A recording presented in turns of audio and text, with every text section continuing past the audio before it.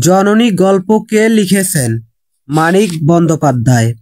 জীবনানন্দ দাশের বনলতা সেন কাব্য কবে প্রকাশিত হয়? 1942 সালে। রূপসী বাংলা কাব্যগ্রন্থ কবে প্রকাশিত হয়? 1957 সালে মরণোত্তর।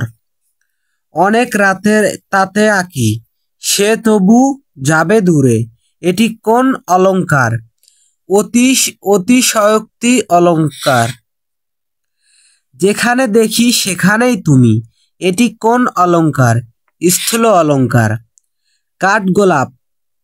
কাঠগোলাপ খোঁজা কোনো অলঙ্কারের উদাহরণ? শ্রেণ অলঙ্কার। ধনধান্য পুষ্প ভরা কোন ধরনের শস্য? যে শস্য শরীর এবকুষ্ঠ তৈরি, যেমন জমকালো মকাই। এক কথায় প্রকাশ করো, যে পেল না। অলভ্য। খাতা শব্দটি কোন কারকে কাকে বিভক্তি? সম্বন্ধকার শূন্য বিভক্তি। বিভক্তি এর প্রকাশ কয় প্রকার? 8 প্রকার। মলয়াজের তিলক কোন অলঙ্কার? নান্দনিক অলঙ্কার। ষষ্ঠীর কারক কোথায় প্রয়োগ হয়? ষষ্ঠী বিভক্তি, যেমন পশু, পণ্ডুরা। আকাশযান রচনার দ্বারা কাকে উপহাস করা হয়েছে? জুল ভার্সনের নতুন নন্দনের। আনন্দের অরণ্য কল্লোল উপন্যাসের রচয়িতা কে?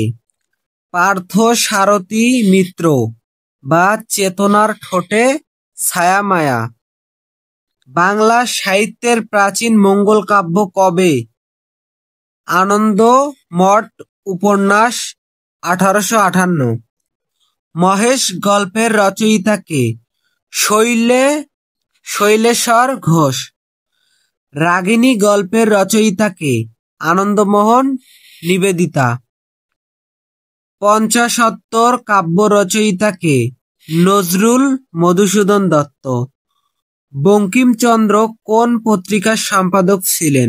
বঙ্গদর্শন। তো আপনাদের যদি একটু উপকার হয়ে থাকে তাহলে আমাদের স্কিল বাংলা একাডেমিক চ্যানেলটি সাবস্ক্রাইব করবেন এবং লাইক কমেন্ট করে পাশে থাকবেন। ইনশাল্লাহ সামনে আমরা আরো ভালো কিছু উপহার দেওয়ার চেষ্টা করব। তো আজকে এই পর্যন্তই। আল্লাহ হাফেজ।